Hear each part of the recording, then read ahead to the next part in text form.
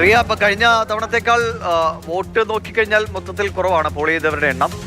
അതെന്തെങ്കിലും പ്രത്യേക ഒരു കാരണം ഈ നേതൃത്വം കണക്കാക്കുന്നുണ്ടോ? ആരെങ്കിലും അതിനെക്കുറിച്ച് സംസാരിച്ചു? എന്തായാലും പ്രതീക്ഷിച്ചതുപോലെ തന്നെ ശ്വേതാ മേനോനെതിരെ കഴിഞ്ഞ ദിവസങ്ങളുണ്ടായ സംഭവങ്ങളൊക്കെ അവർക്ക് അനുകൂലമായ ഒരു ട്രെൻഡിലേക്ക് കൂടി മാറി എന്ന് വ്യക്തമാക്കുന്നതാണ് ഈ റിസൾട്ട്.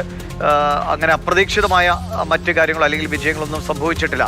എപ്പോഴാണ് ഈ പുതിയ നേതൃത്വം ഔദ്യോഗികമായി മാധ്യമങ്ങളെ കാണുക?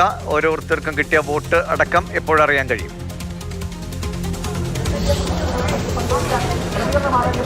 നാലേകാലോടുകൂടി പുതിയതായി ചുമതലയേറ്റ തെരഞ്ഞെടുക്കപ്പെട്ടവർ മാധ്യമങ്ങളെ കാണും. ശ്വേത, അതോടൊപ്പം തന്നെ കുക്കു പരമേശ്വരൻ അടക്കമുള്ളവർ മാധ്യമങ്ങളെ കാണുമെന്നതാണ് അറിയിച്ചിരിക്കുന്നത്. അകത്ത് വെച്ച് തെരഞ്ഞെടുപ്പ് കൗണ്ടിങ്ങിനോട് ചേർന്നുള്ള ഹോട്ടൽ മുറിയിൽ വെച്ച് തന്നെയായിരിക്കും മാധ്യമങ്ങളോട് സംസാരിക്കുകയും ചെയ്യുക. ആ സമയം അവർ ഔദ്യോഗികമായി തന്നെ ഈ തെരഞ്ഞെടുപ്പ് റിസൾട്ട് പ്രഖ്യാപിക്കുകയും ചെയ്യും. ഇവിടെ കാണേണ്ടത് ശ്വേതാ മേനോനെതിരെ കേസ് വന്നപ്പോൾ ശ്വേത കോടതിയിലടക്കം വ്യക്തമാക്കിയത് താൻ സംഘടനകൾ മത്സരിക്കാൻ മുന്നോട്ട് വന്നിരിക്കുന്നു, ഒരു കീ പോസ്റ്റിലേക്ക് മത്സരിക്കുന്നു, ചരിത്രത്തിൽ ആദ്യമായി ഒരു വനിതാ പ്രസിഡന്റ് വരുന്നു. ആ സാഹചര്യമൊക്കെ ഈ കേസുമായി ചേർത്ത് വായിക്കണമെന്ന് ഹൈക്കോടതിയിലടക്കം ശ്വേത വ്യക്തമാക്കുകയും ചെയ്തിരുന്നു. അങ്ങനെയുള്ളൊരു തെരഞ്ഞെടുപ്പ് കൂടിയാണ് നടന്നത്. എന്തായാലും കോടതി കയറിയിറങ്ങിയ മുഖ്യമന്ത്രിയുടെ മുന്നിലടക്കം പരാതികളെത്തിയ മെമ്മറി കാർഡ് വിഷയമടക്കം അതീവ ഗൗരവമായി ഉന്നയിച്ച ഒരു തെരഞ്ഞെടുപ്പ് അവിടെ ഇതാ ഇപ്പോൾ ശ്വേത പ്രസിഡന്റായി തെരഞ്ഞെടുക്കപ്പെട്ടിരിക്കുന്നു. മാത്രമല്ല ഈ മോഹൻലാൽ മമ്മൂട്ടി ഇന്നസെന്റും ഒക്കെ നേതൃനിരയിൽ ഉണ്ടായിരുന്ന ഒരു ചരിത്രം അമ്മ സംഘടനയ്ക്കുണ്ട്. വിവാദങ്ങളൊക്കെ വന്നപ്പോൾ ആ കമ്മിറ്റി അടക്കം വളരെ പെട്ടെന്ന് പിരിച്ചുവിടുകയും മുന്നോട്ട് പോകാൻ കഴിയാതെയും ചെയ്തിരുന്ന ഒരു സാഹചര്യം ഉണ്ടായിരുന്നു.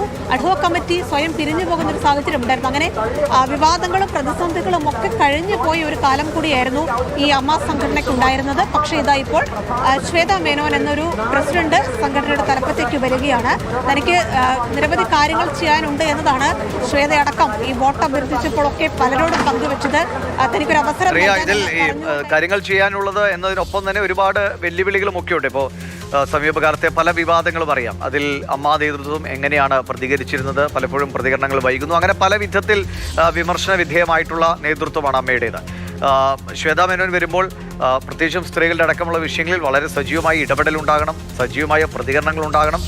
ഇപ്പോൾ ലക്ഷ്മിപ്രിയ വൈസ് പ്രസിഡന്റ് സ്ഥാനത്തേക്ക് ലക്ഷ്മിപ്രിയ, അപ്പോൾ സ്ത്രീകൾ തന്നെ കൂടുതലായി നയിക്കുന്ന എന്ന നിലയിലേക്ക് ഒരു സംഘടന മാറുമ്പോൾ സ്ത്രീകളുടെ കാര്യങ്ങളിൽ അത്രയേറെ ജാഗ്രതയോടെ ഉള്ള ഇടപെടലുകൂടി സാധാരണഗതിയിൽ പ്രതീക്ഷിക്കും. അപ്പോൾ വെല്ലുവിളിയേറെയാണ് ഈ പുതിയ സമിതിക്ക്. അതെ, വെല്ലുവിളികളേറെയാണ്. പക്ഷേ ഇതിൽ എടുത്തു പറയേണ്ടത് ഈ WCC അടക്കമുള്ള സംഘടന രൂപീകരിക്കുന്നതുമൊക്കെ അമ്മയുമായുള്ള അഭിപ്രായ വ്യത്യാസങ്ങളുടെ തുടർച്ചയായാണ്. അപ്പോൾ സ്ത്രീകൾക്ക് തന്നെ പല നിലപാടുകൾ സ്വീകരിക്കുന്നവർ സംഘടനയ്ക്കകത്തും പുറത്തുമുണ്ട്.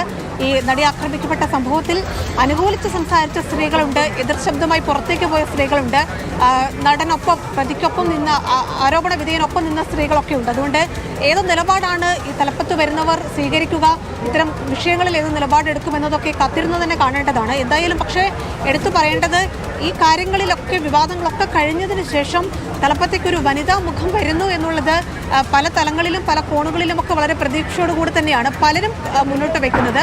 ആ രീതിയിൽ ഒരു പുതിയ രൂപം, പുതിയൊരു നേതൃനിര അമ്മയ്ക്ക് വരുന്നുണ്ട് എന്നത് കൗതുകത്തോടെയും ആകാംക്ഷയോടെയും ഒക്കെ സംഘടനയ്ക്കകത്തു നിന്നും പുറത്തുനിന്നുമൊക്കെ നോക്കിക്കാണുന്നവരുണ്ട്. അംഗങ്ങളിൽ പലരും അത് പ്രതീക്ഷയോടെ പങ്കുവെച്ചവരുമുണ്ട്. അതുകൊണ്ട് തന്നെ സംഘടനയ്ക്കകത്ത് അത് ഏത് തരത്തിലാണ്, അത് ഗുണകരമായ മാറ്റമാണോ, സംഘടനയ്ക്ക് അത് ഏത് തരത്തിൽ പുതിയൊരു നേതൃമാറ്റം ഗുണം ചെയ്യുമെന്നൊക്കെ കാത്തിരുന്ന് തന്നെ കാണണം. പക്ഷേ ചരിത്രം എടുത്തു നോക്കുമ്പോൾ സംഘടനയ്ക്ക് ഒരു വനിതാ പ്രസിഡന്റ് എന്നുള്ളത് അതൊരു പുതിയ മുഖമാണ്, അതൊരു ചരിത്രപരമായ മാറ്റം തന്നെയാണ്. ഇതുവരെ ഉണ്ടാകാത്ത ഒരു മുഖം ഒരു വനിതാ തലപ്പത്തേക്ക് വരുന്നു എന്നുള്ളത് അമ്മ സംഘടനയിൽ എപ്പോഴും രേഖപ്പെടുത്തി വെക്കാവുന്ന ഒന്ന് തന്നെയാണ്. മാത്രമല്ല ജനറൽ സെക്രട്ടറി സ്ഥാനത്തേക്ക്, ജോയിന്റ് സെക്രട്ടറി സ്ഥാനത്തേക്ക്, പ്രസിഡന്റ് സ്ഥാനത്തേക്കൊക്കെ വനിതകൾ വരുന്ന ഒരു പുതിയ രീതി കൂടി, ഒരു പുതിയ റിസൾട്ട് കൂടി അമ്മ സംഘടനയ്ക്ക് ഇപ്പോൾ വന്നിട്ടുണ്ട് എന്നുള്ളതാണ്. ഈ രവീന്ദ്രനും കുക്കു പരമേശ്വരനും തമ്മിലായിരുന്നു വാശിയേറിയ മത്സരം ജനറൽ സെക്രട്ടറി സ്ഥാനത്തേക്ക് നടന്നത്. കുക്കു ഇതിനു മുമ്പും അമ്മയുടെ ഭാരവാഹിയായി ഉണ്ടായിരുന്ന ആളാണ്, നേതൃനിരയിൽ പ്രവർത്തിച്ചിരുന്ന ആളാണ്. വാശിയേറിയ തെരഞ്ഞെടുപ്പും മത്സര ചിത്രം തന്നെയായിരുന്നു രണ്ടുപേരും കാഴ്ചവെച്ചത്.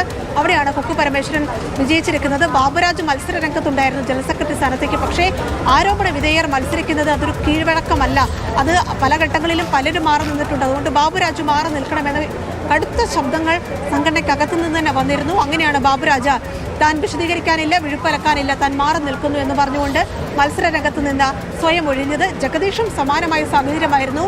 ശക്തമായ ഒരു മത്സരം കാഴ്ചവെച്ചുകൊണ്ട് മുൻനിരയിൽ ഉണ്ടായിരുന്നതായിരുന്നു ജഗദീഷ്. പക്ഷേ നാമനിർദ്ദേശ പത്രിക പിൻവലിക്കേണ്ട അവസാന ദിവസം ജഗദീഷ് പത്രിക പിൻവലിച്ചുകൊണ്ട് വനിത വരുന്നുണ്ടെങ്കിൽ താൻ പിന്തുണ നൽകുന്നു എന്നൊരു പ്രഖ്യാപനം ജഗദീഷ് നടത്തുകയായിരുന്നു. അങ്ങനെ ഇത്തവണ വലിയ പ്രത്യേകതകൾ ഉണ്ടായിരുന്ന ഒരു തെരഞ്ഞെടുപ്പാണ്. ഇനി എക്സിക്യൂട്ടീവ് കമ്മിറ്റിയിലേക്ക് നോക്കിയാൽ അവിടെയും വാശിയേറിയ മത്സരം തന്നെ നടക്കുന്നുണ്ട്. 4 പേർക്കാണ് വനിതാ സംവരണത്തിൽ വിജയിക്കാനാവുക. പക്ഷേ 5 പേർ കടുത്ത മത്സരമായി ഇത്തവണ രംഗത്തുണ്ട്. സരയു, അഞ്ജലി നായർ, നീന കുറുപ്പ്, സജിത ബേട്ടി അടക്കം ആശ അരവിന്ദ് അടക്കം 5 പേർ മത്സര രംഗത്തുണ്ട്. അവിടെ ഒരാൾ പിന്തള്ളപ്പെടും, 4 വനിതകൾ വിജയിക്കും. 8 പേരാണ് ജനറൽ കാറ്റഗറിയിൽ എക്സിക്യൂട്ടീവ് കമ്മിറ്റിയിലേക്ക് മത്സരിക്കാനുള്ളത്. കൈലാഷ് ബിനുമോഹൻ, ജോയ് മാത്യു, ടിനി ടോം, സന്തോഷ് കീഴാറ്റൂർ. രാവിലെ എത്തിയപ്പോൾ ഈ പത്രിക തള്ളിപ്പിച്ചതാണ് എന്ന നിലയിൽ ഒരു പ്രതികരണം നടത്തിയിരുന്നല്ലോ.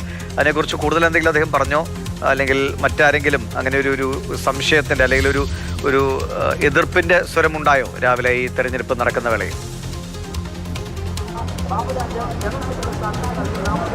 ജോയ് മാത്യു രാവിലെ എത്തിയപ്പോൾ നടത്തിയ പ്രതികരണമായിരുന്നു അത്. പക്ഷേ ആദ്യഘട്ടം മുതൽ തന്നെ വന്നിരുന്നു.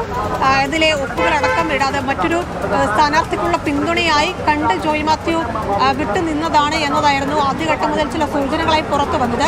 ജോയ് മാത്യു തന്നെ താൻ വിജയിയെ പ്രഖ്യാപിച്ചതിന് ശേഷം അക്കാര്യത്തിലൊരു വിശദീകരണം നൽകാമെന്നായിരുന്നു പറഞ്ഞത്. അതുകൊണ്ട് ആ രീതിയിൽ തന്നെ ആകാനാണ് സാധ്യത. പലരും പല പാനലുകളായി മത്സരിക്കുന്ന ഒരു രീതി ഉണ്ടായിരുന്നു. അതുകൊണ്ട് പല പോസ്റ്റുകളിലേക്കും പലരും അപേക്ഷകൾ നൽകിയിരുന്നു. ജോയ് മാത്യു അത്തരത്തിൽ പ്രസിഡന്റ് സ്ഥാനത്തേക്കും അതോടൊപ്പം തന്നെ എക്സിക്യൂട്ടീവ് കമ്മിറ്റിയിലേക്കും മത്സരിക്കാൻ അപേക്ഷ നൽകിയിരുന്നു. പക്ഷേ എക്സിക്യൂട്ടീവ് കമ്മിറ്റിയിലേക്കാണ് ജോയ് മാത്യു ഇപ്പോൾ മത്സരിക്കുന്നത്. എന്തായാലും ജോയ് മാത്യു അത് മനഃപൂർവ്വം സ്വയം പിന്മാറിയതാണ് എന്നുള്ള സൂചനകളായിരുന്നു ആദ്യഘട്ടം മുതൽ തന്നെ വന്നത്. എന്തായാലും അതെന്താണെന്നുള്ളത് ജോയ് മാത്യു തന്നെ വിശദീകരിക്കും.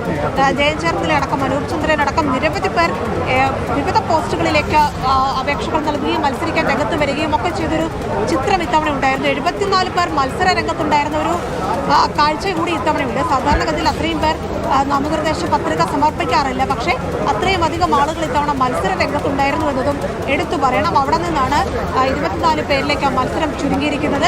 എന്തായാലും എക്സിക്യൂട്ടീവ് കമ്മിറ്റിയിൽ ആരൊക്കെ എന്നത് കൂടി ഇനി പുറത്തുവിടേണ്ടിയിരിക്കുന്നു. അല്പസമയത്തിനകം തന്നെ എക്സിക്യൂട്ടീവ് കമ്മിറ്റിയിൽ ആരൊക്കെ വിജയിച്ചത് എന്നെ സംബന്ധിച്ചുള്ള ഒരു വിശദാംശങ്ങൾ കൂടി ലഭ്യമാകുന്നു. പ്രിയ ബേബിയാണ് വിവരങ്ങൾ നൽകിയിരിക്കുന്നത്. താരസംഘടനയായ അമ്മയുടെ ചരിത്രത്തിൽ തന്നെ ആദ്യമായി വനിതകൾ നേതൃത്വം നൽകുന്ന ഒരു ഭരണസമിതി രൂപീകൃതമാവുകയാണ്. ശ്വേതാ മേനോനാണ് പ്രസിഡന്റ് സ്ഥാനത്തേക്ക് തെരഞ്ഞെടുക്കപ്പെട്ടിരിക്കുന്നത്. വൈസ് പ്രസിഡന്റ് സ്ഥാനത്തേക്ക് ലക്ഷ്മി പ്രിയ, ജനറൽ സെക്രട്ടറിയായി കുക്കു പരമേശ്വരൻ. അങ്ങനെ കൂടുതലായും വനിതകൾ നയിക്കുന്ന ഒരു പുതിയ ഭരണസമിതി അമ്മയ്ക്ക് സ്വന്തമാവുകയാണ്. അല്പസമയത്തിനകം തന്നെ ഭരണസമിതി, പുതിയതായി നിയോഗിക്കപ്പെടുന്ന ഭരണസമിതിയൊക്കെ മാധ്യമങ്ങളെ കാണും. ഈ തെരഞ്ഞെടുപ്പുമായി ബന്ധപ്പെട്ട് എങ്ങനെയൊക്കെയായിരുന്നു വോട്ട് നില എന്ന കാര്യങ്ങളെക്കുറിച്ചുള്ള വിശദാംശങ്ങൾ അല്പസമയത്തിനകം തന്നെ അമ്മയുമായി ബന്ധപ്പെട്ടവർ നൽകും എന്നാണ് പ്രതീക്ഷിക്കുന്നത്. എന്തായാലും ശ്വേതാ മേനോൻ, കുക്കു പരമേശ്വരൻ, ലക്ഷ്മി പ്രിയ അങ്ങനെ മൂവർ സംഘം നയിക്കുന്ന ഒരു സംഘടന അല്ലെങ്കിൽ വനിതാ പ്രാതിനിധ്യം അതിശക്തമായിട്ടുള്ള സംഘടനയായി, നേതൃനിരയിൽ ഉള്ള സംഘടനയായി അമ്മ മാറിയിരിക്കുന്നു. സമീപകാലത്ത് അമ്മ നേരിടേണ്ടി വരുന്ന ഒട്ടേറെ വിമർശനങ്ങളുണ്ട്. അത് നടിയെ ആക്രമിച്ച കേസിലടക്കമുള്ള നിലപാടുകളടക്കം സമീപകാലത്തുണ്ടായ പല സംഭവങ്ങളും. അപ്പോൾ അതിലൊക്കെ ഏതൊക്കെ നിലയിൽ അമ്മയെ കൂടുതൽ നല്ല നിലയിൽ മുന്നോട്ട് കൊണ്ടുപോകാൻ കഴിയും, സ്ത്രീകളുടെ അടക്കമുള്ള വിഷയങ്ങളിൽ വളരെ സജീവമായ ക്രിയാത്മകമായ ഇടപെടലുകൾ നടത്താൻ കഴിയും പുതിയ ഭരണസമിതിക്ക് എന്നതാണ് എല്ലാവരും പ്രതീക്ഷിക്കുന്ന കാര്യം.